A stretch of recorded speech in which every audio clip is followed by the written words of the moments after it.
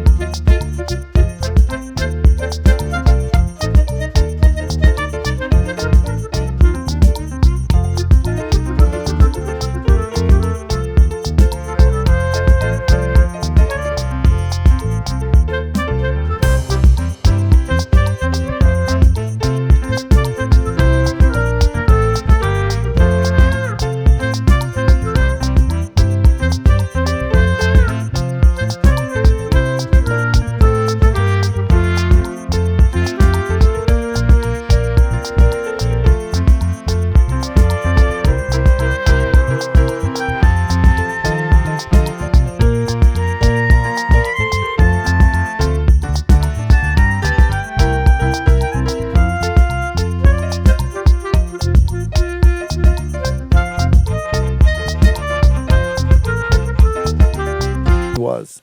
He wanted to take the place of the one who had spoken him into existence.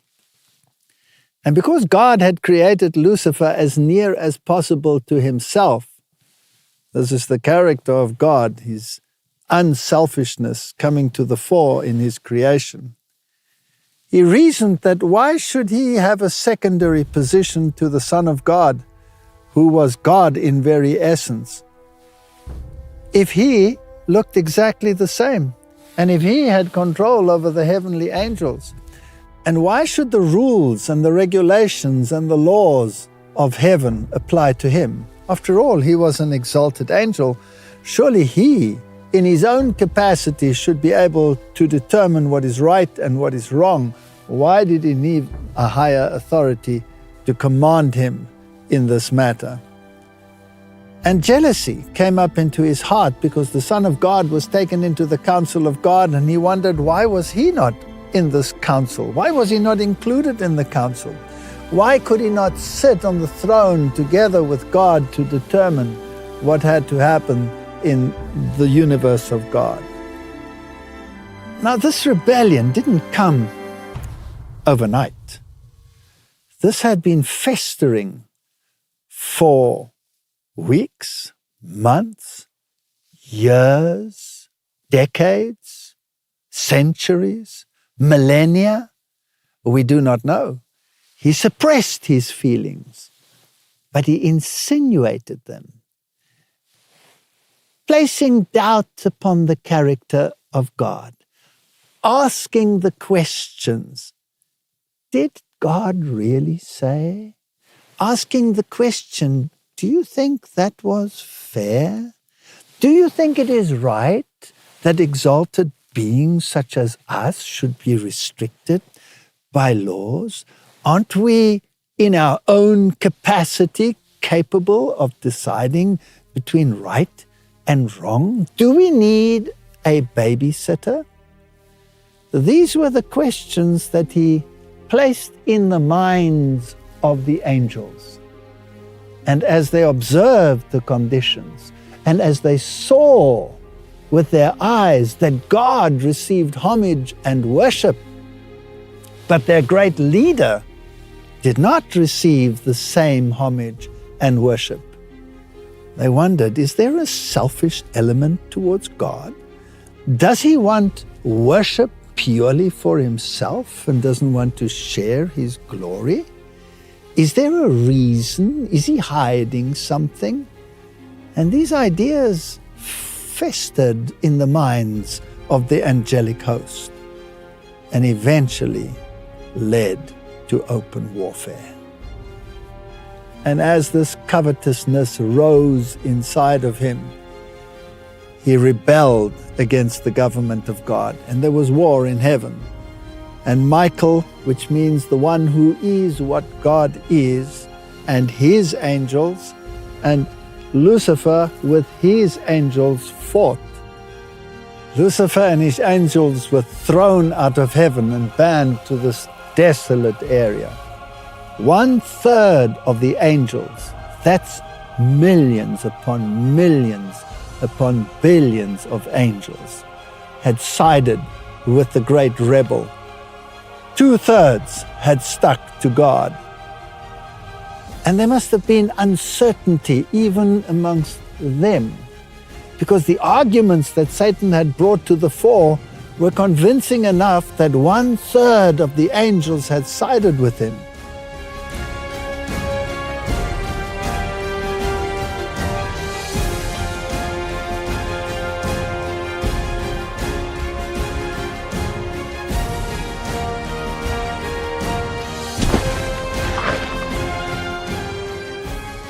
What was God to do?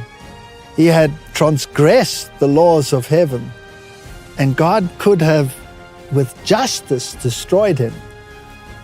But then he would have had, for all eternity, a government of fear. Because some of the angels might have thought, well, if you do this, if you transgress God's laws, then God just destroys you. Is this justice? Because did they fully comprehend what the consequences of this rebellion would be. So God, in his wisdom, did not destroy the devil and his angels. He allowed them the leeway to show to the universe and to the unfallen angels that rebellion will eventually lead to total destruction.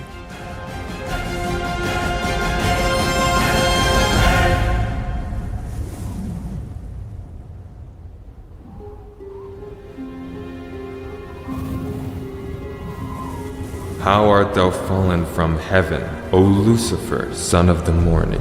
How art thou cut down to the ground, which dost weaken the nations? For thou hast said in thine heart, I will ascend into heaven. I will exalt my throne above the stars of God. I will sit also upon the mount of the congregation in the sides of the north. I will ascend above the heights of the clouds. I will be like the Most High. The universe was split into two factions, two sides with no mediator. One side claiming one situation, the other claiming another. Who was to be the judge? Who would be neutral in this conflict? Every conflict, if it is to be resolved, requires a neutral arbitrator between the two parties. And so God, in his wisdom, decided to create a new creation, one with the capacity to choose, and one which would decide which of the two parties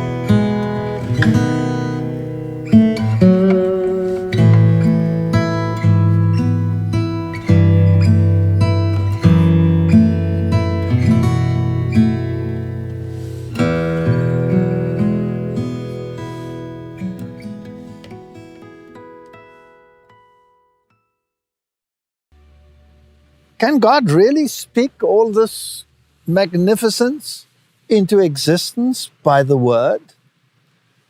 Well, if you go to New Testament times, where the God of heaven became man and dwelt amongst men and touched the leper, and leprosy disappeared, where he spoke a word and a withered hand was restored to its original.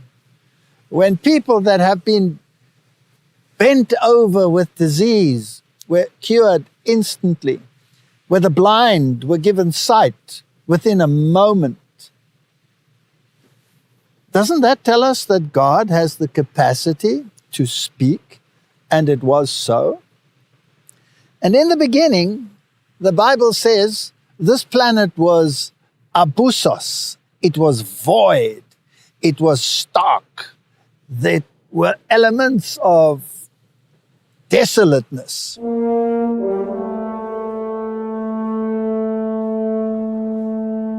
In the beginning, God created the heavens and the earth.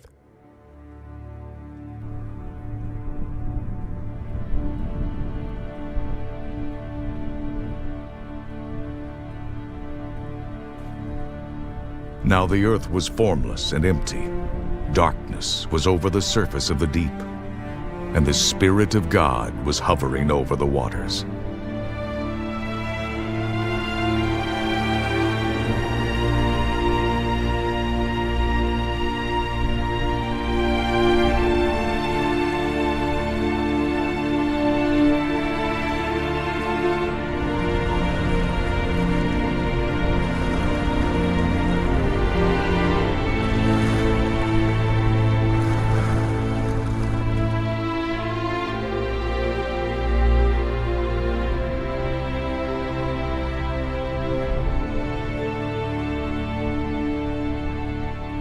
And God said, "Let there be light," and there was light.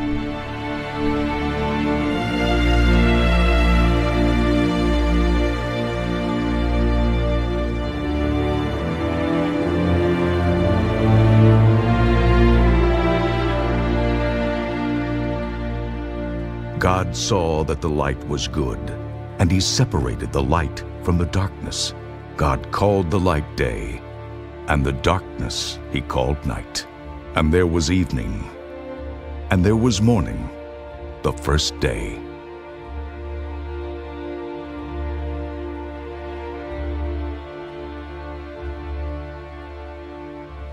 And in the midst of this desolateness and darkness, God spoke, and he said, "Let there be light." And light just appeared. Now, God doesn't need a source of light because the Bible says that he himself is light. And if we look at the components of light and we go into the quantum physics of light, then we can see that everything that exists in this world can emanate from this physical reality. Because the substance, which is at the same time a wave and at the same time appears to be like matter and actually consists of nothing, ex nihilo, is in harmony with what the scriptures tell us. And the first thing that mankind needs, that creation needs, that every living creature needs, is light. And then you have the receptors of light right here in front of us. These green pigments that we see in these grasses absorb the light and change the light not only into all the nutrients that this plant requires, but also provides the oxygen that we need. So there's this benevolence, this unselfishness in everything that has been created. And when God said, "Let there be light," he supplied the means for life to flourish. And the waters were there, and God's Spirit hovered over the waters. And this combination is a basic structure for what is needed for the very existence of life. And then God separated the light from the darkness. So God placed the light in the midst of the darkness. Now, since God is light, and this planet was covered in darkness, then it means that God must have withdrawn himself from this place, and this had become the abode of the fallen angels, steeped in darkness. And he spoke the light into the middle of the darkness, because God cannot tolerate darkness. Where God is, there can be no darkness. And it has a spiritual application as well as a physical application. If we look at the night, there's always something which is sinister, which is associated with the night. The deeds of evil occur mainly in the night, whereas the light dispels them. And the next day, God created the firmament. He created the skies. He created the system that would maintain life. And everything should be safely contained within the environment that he created.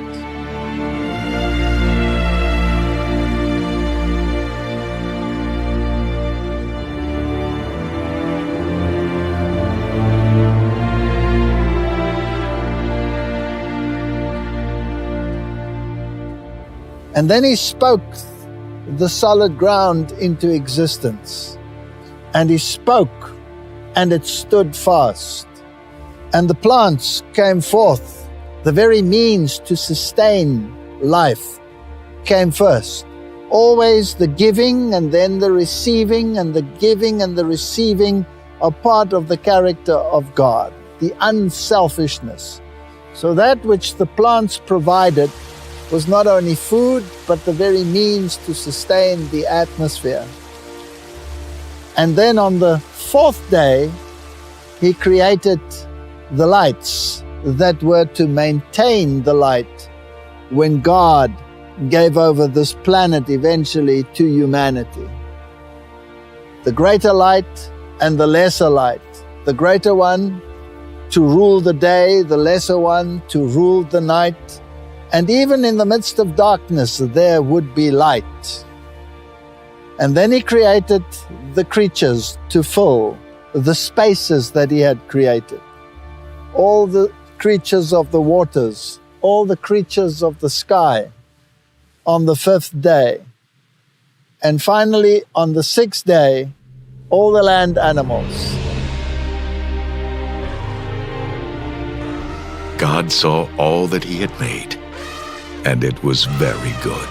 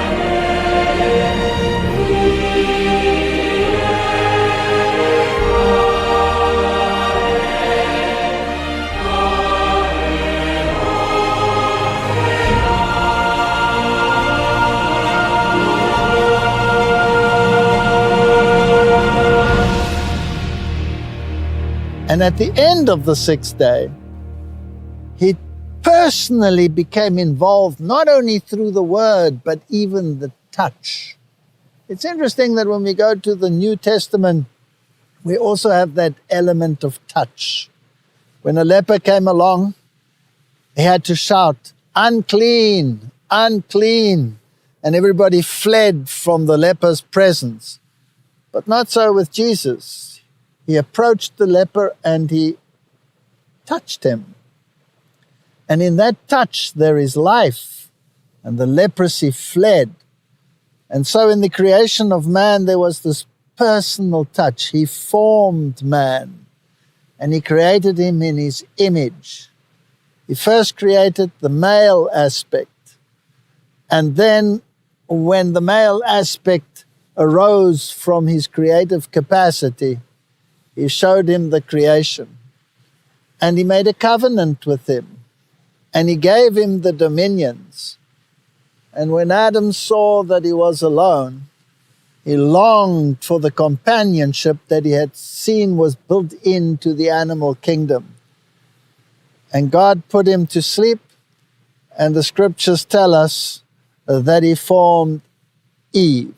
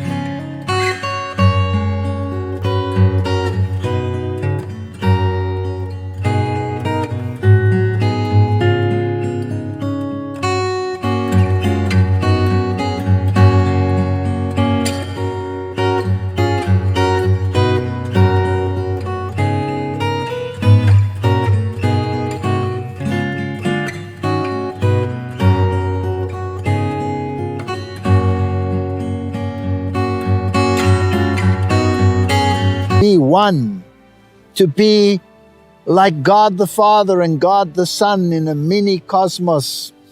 And they were to have a personal relationship. But there was a capacity for them to worship. And so there had to be God, the man, and the woman forming a unit. And through this, a lesson was to be given. And the question arises, why did God at this point create this new being, this being with freedom of choice, this being in the image of God? Why at this point in history did he choose to do so? Was it an afterthought? Was it a demonstration of his power to the fallen angels? Or was there a deeper meaning?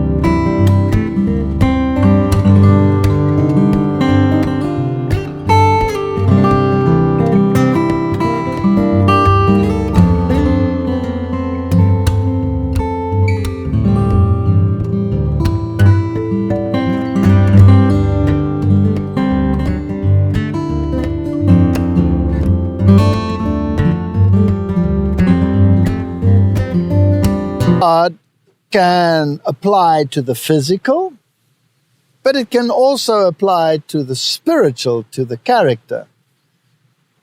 And it is probable that it was in its totality that both were present in that creation. So when man came forth in the image of God, he had an unfallen, noble character. And he also was in appearance like unto the Son of God. How do we know that? Because the Bible promises in the New Testament that when man is restored to the original beauty from which he came forth from the hand of God, that we will receive a body like unto his glorious body. So here was this magnificent being, far advanced in stature to anything that we see today, noble, and a character which reflected the unselfish benevolence of God. And this also required the fact that he was in the image of God. It also required that he had the capacity to choose, that he had freedom of choice. Because love can never be compelled. Love can only be exhibited and earned if it comes from free choice. After all, what is the use if someone is programmed to love you? That love is of no value. But if someone loves you by choice, then there is value to that love. So the Bible also tells us, besides the fact that God is light, God is also love. And these aspects were challenged by the fallen angels. They said that God could not be a God of benevolence, a God of kindness, a God of love, and then be so harsh as to exclude them from his realm. Then he was just a wrathful deity, exhibiting only justice, but not benevolence and love and forgiveness and kindness. And this was the dilemma. And this dilemma could be solved in this new creation. There's one other aspect. Why did he create them male and female? To no other creation had he ever granted such a privilege. The Bible tells us that the angels of heaven do not procreate. So here he had created, as it were, a mini cosmos, a realm like heaven. And he handed it over to man and gave him dominion over this realm. This must have irked Lucifer beyond our wildest expectations. And not only that, here was a being that would share in the creative capacity of God. Here was a being that would bring forth life And there were lessons to be learned in that.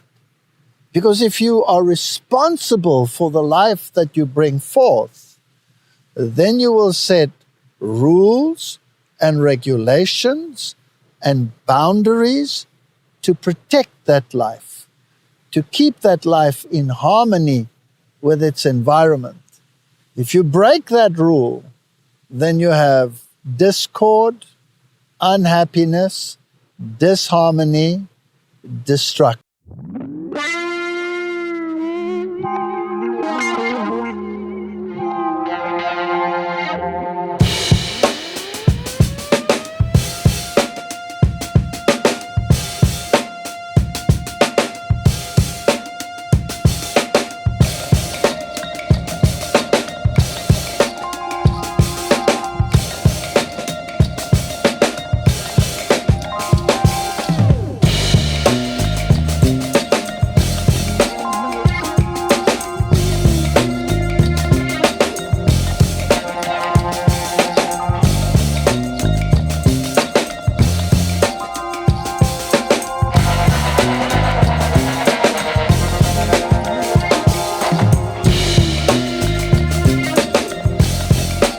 God deemed it necessary to create humanity at the precise time in history when there had been this calamity in heaven. You see, there were two parties. The one party was God and his angels, and Lucifer and his angels. Two parties.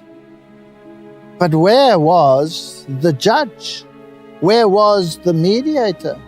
Where was the jury to decide who was responsible for this calamity?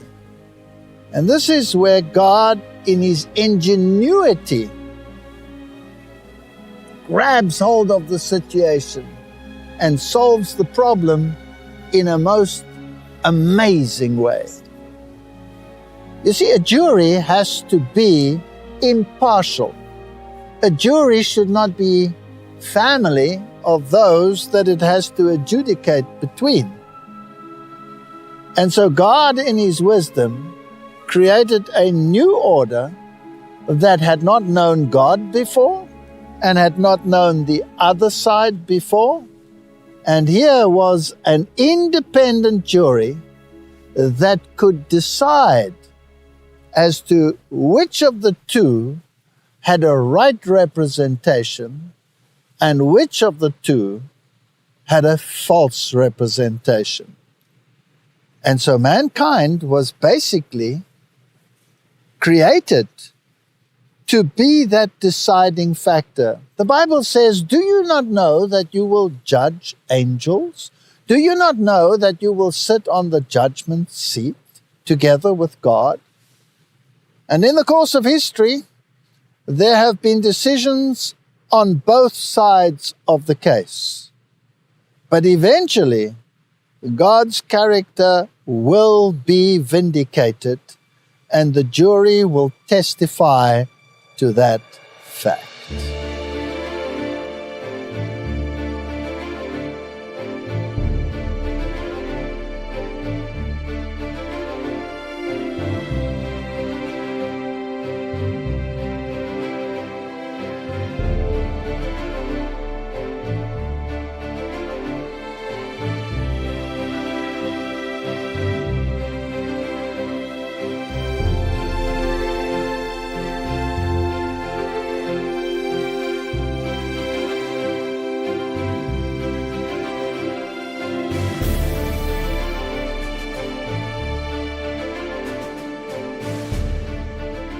If we look at situations in our life today, if there is a jury that needs to decide an important case, will not the two parties try to influence the jury? Will not the side that feels that it is on the short end of the stick of the jury try to win the jury over to its side? And if that is not possible, is it not even likely that they will try to eliminate the jury? Because after all, the jury has the power to condemn the guilty party. And this is not something that the devil and his angels would want to see happen. And God had to be fair. So the information, just as in any court case today, has to be available to both parties. So if one party has a lawyer and he's dug up information, he is compelled by law to provide that information to the other party so that a defense can be set up. And so this interplay was to take place. And man could choose between the one option or the other option. And so God gave his side of the story, and the devil was given access at the tree of the knowledge of good and evil to access the jury as well.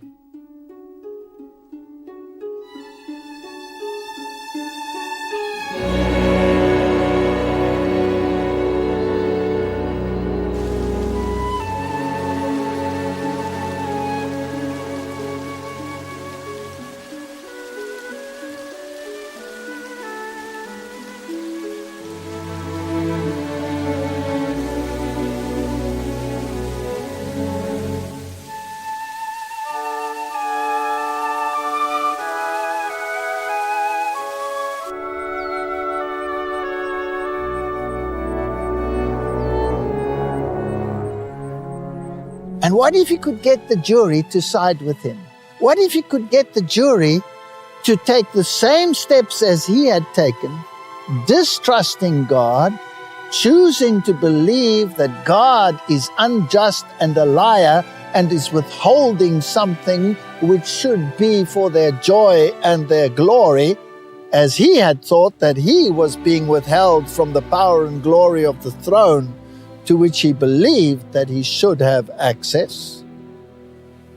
Well, wouldn't that bring an interesting interplay? Now, Adam and Eve were not created to fall, but they were created with the capacity to fall because they had a freedom of choice. There's another aspect that comes into this interplay. Here was a being that could bring forth life. And was it perhaps a possibility that God had created a being that could choose between God and the other party, and by propagation produce offspring that would eventually take the place of the fallen angels? How much more reason then to target this humanity, to make it fall, so that God's hand would be exposed and his character would be exposed to the entire universe. And if he should choose to forgive them if they fell, well, then shouldn't he forgive the other party as well? These are the thoughts that came into this interplay, and the drama was being created. Now, if Adam and Eve had chosen not to fall, but to accept the situation and to understand the character of God and the benevolence of God and the necessity for rule.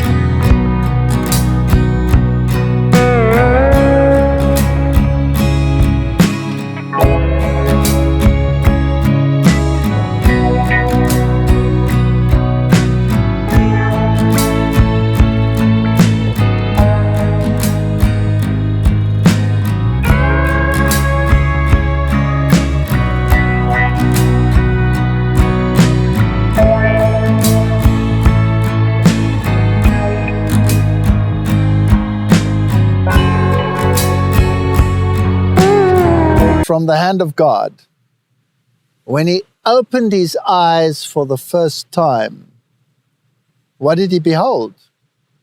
Surely it was the face of God.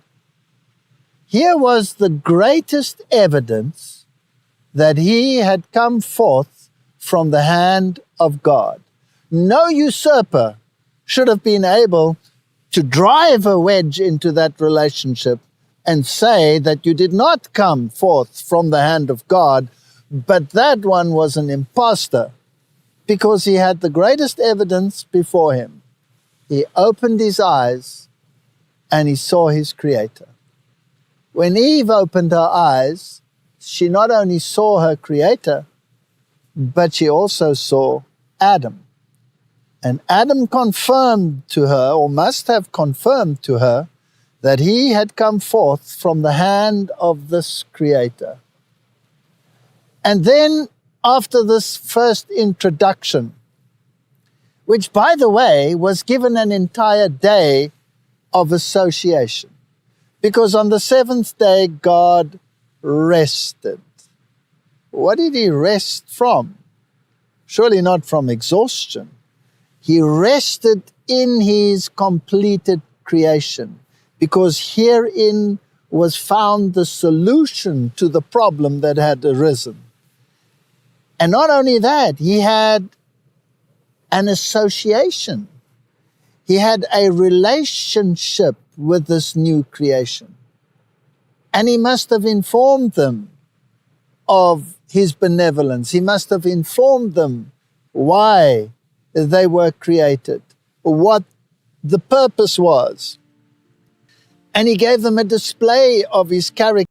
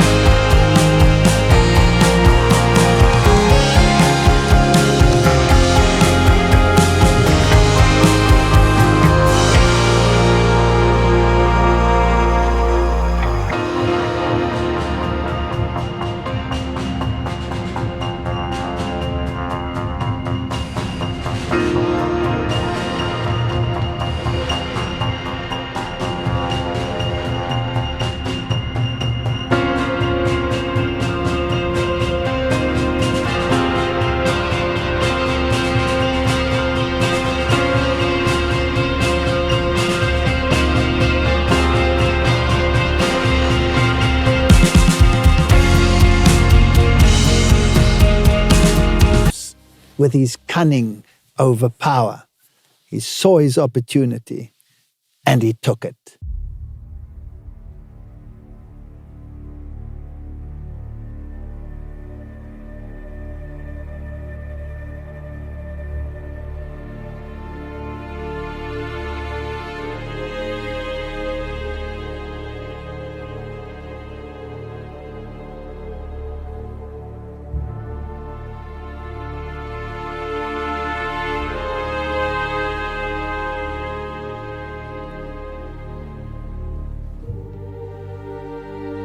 There was no separation between God and man. They were in communion with each other. Angels communicated with Adam and Eve, and they must have spoken to these angelic beings to receive more information as to exactly what had transpired. After all, here was a new creation, a new order of being that had not been associated with any of these factors. And then there were times when they were left alone with each other, just to explore each other and to explore their environment. And on one of these occasions, they were sitting together, and eventually, for some reason or other, they were separated.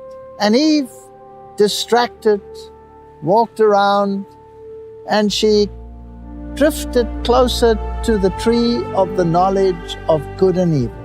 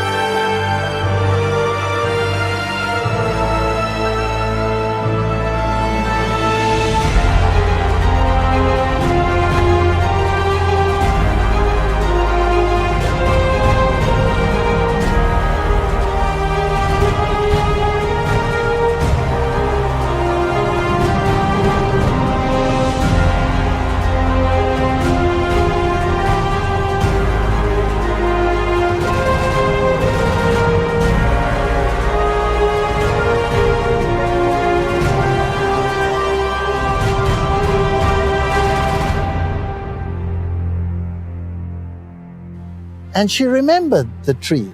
And when she saw it in the corner of her eye, she was attracted and wanted to know what was the issue around this tree of the knowledge of good and evil. And she cautiously approached it, and there in the tree was the serpent. It was an unfallen creature. It must have been spectacular.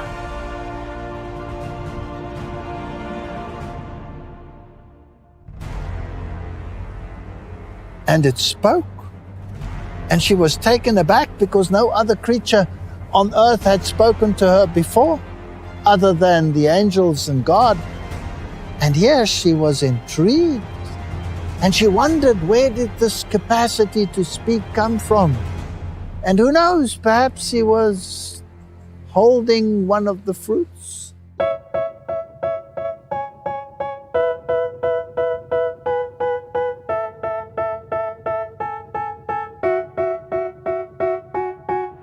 tell me that I'm never gonna make it. They want me to do something that could make sense. They hate when I keep dreaming I'll be famous, but I don't give a fuck, I'ma keep chasing. I got all this potential that's deep inside of me, but they hate when you're successful cause they try to be. They sit there being judgmental because you're trying things, and they just want you to settle and do the right thing. So get a good job, don't slack off. Wake up every morning, make a good impression on your boss. Don't do anything that I wouldn't do, and when you're making money, make sure you don't spend it too soon. Fuck that, I'll do what I wanna do. I got a different path from everyone, and that includes you. Who are you to tell me how to live life? In these times it feels like nobody is right, yeah. So I'ma figure out what else we succeed, and then invest all of my time into that and proceed. I need whatever the hell could make me happy, and I don't think you have a clue what could that be. They tell me that I'm never gonna make it. They want me to do something that could make sense. They hate when I keep dreaming I'll be famous, but I don't give a fuck, I'ma keep chasing. They tell me that I'm never gonna make it. They want me to do something that can make sense. They hate when I keep dreaming I'll be famous, but I don't give a fuck, I'ma keep chasing. I think this life could be special if I get rid of the devils. They think that I am a rebel, I think they want me to settle. There's nobody on my level. They think that work is too stressful, I think that work is essential. The grind is all in your mental, and I don't think you understand what I'll go through just to be in control of my life soon. All the negativity, man, I'm immune. I don't really need a mask with all I've been through. I've been making changes for the ages. 5-10 year plans are contagious. I attack that shit, I'm tenacious. And if you ain't, get the fuck out of my way then. Got one life, I won't regret it. I will fight until I get it. I'll look back one day from heaven and say, damn, I learned some lessons. And say, damn, I have no questions. I had fun in every second, and the journey was a blessing, yeah. They tell me that I'm never gonna make it. They want me to do something that can make sense. They hate when I keep dreaming I'll be famous, but I don't give a fuck, I'ma keep chasing. They tell me that I'm never gonna make it. They want me to do something that can make sense. They hate when I keep dreaming I'll be famous, but I don't give a fuck, I'ma keep chasing.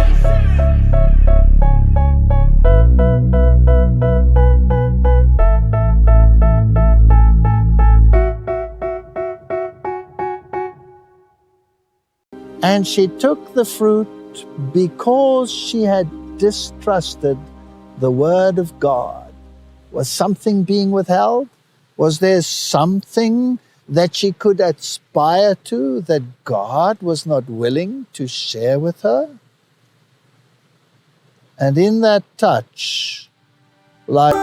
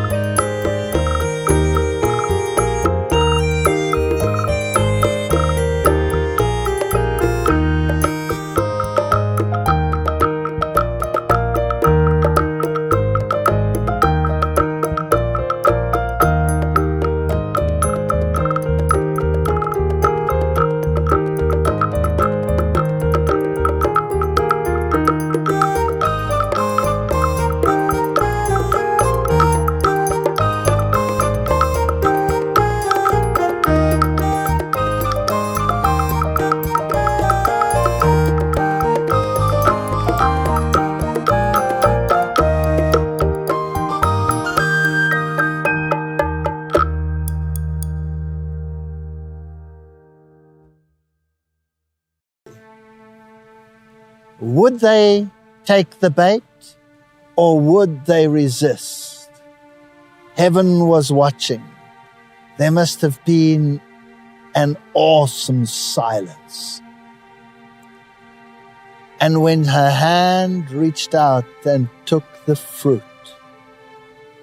I can imagine the faces of the angels as they watched in disbelief. Is this possible? Is this really true? Is it possible to convince this new order of being so quickly that God is not what he appeared to be? Surely she wouldn't take the fruit. But she took it and she ate.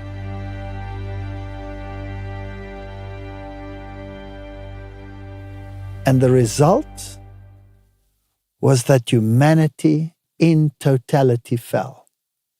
And Satan exulted. He had won the victory over the Son of God. He was going to be the victor in this contest. Because if God was truly a God of kindness and forgiveness and grace, then he would have to forgive Adam and Eve. And if he forgave them, then he must forgive Satan as well.